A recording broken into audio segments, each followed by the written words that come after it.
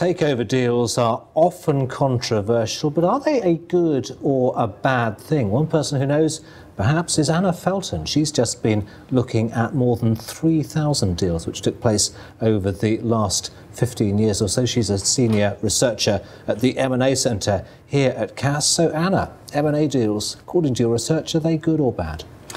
Well, our research looked at the overall benefits for the economy. So we're looking at the UK primarily. We're focusing on the UK deals, and as you said, covering more than 3,000 deals. And we actually find that overall there is a benefit to the economy.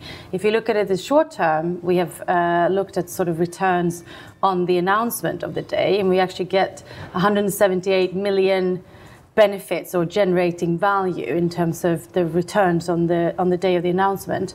So that's 178 million per deal on average, which is a benefit. Obviously, that doesn't necessarily mean that in long term it will be a good thing, but actually our research, because we did both, show that in the long term there's a small benefit to the economy. So when you say a benefit to the economy, essentially that is ultimately greater value to the shares of the combined companies which are now owned by one group? Yes, we actually go deeper than that. We look at both shareholder value creation in the long term. We look at employment generation. So, you know, is there adding employment so the companies that do acquire, will they be adding employment, growing at a higher speed than their peers, which they are? We're looking at sales growth or generation of revenues, also is positive.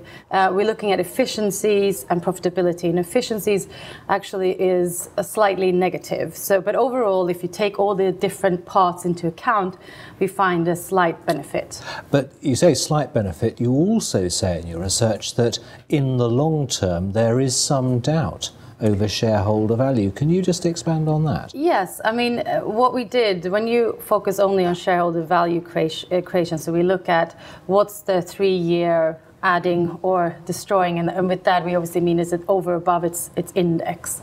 And we find that if you just look at actual numbers of companies that generate versus destroy value, there are more companies that destroy value. Mm-hmm. So it seems to be a very difficult thing to get right. However, if you look at it on an average basis, meaning that you look at the actual value creation in terms of not numbers of companies, but how much value is created versus how much value is destroyed, there's actually more value creation. So the message is difficult to get it right, but if you do get it right, there are significant benefits. Okay, so just briefly to finish up, can you give me a sense of some of the hallmarks of the deals that do get it right? What should companies that want to get it right be aiming for? Well, interestingly, the companies or the acquirers that do tend to get it right are the acquirers that buy in a downturn, meaning not in an upturn, and that probably is related to valuation. So potentially now? So potentially now, exactly. And we also find, interestingly, that hostile deals or hostile acquirers that buy hostile or buy in hostile transactions tend to add more value. Again, I think it's a question of valuations, what you buy for the target or what's the price for the target. Anna Faelten, Senior Researcher at the M&A Centre here at CAS. Thank you very much. Thank you.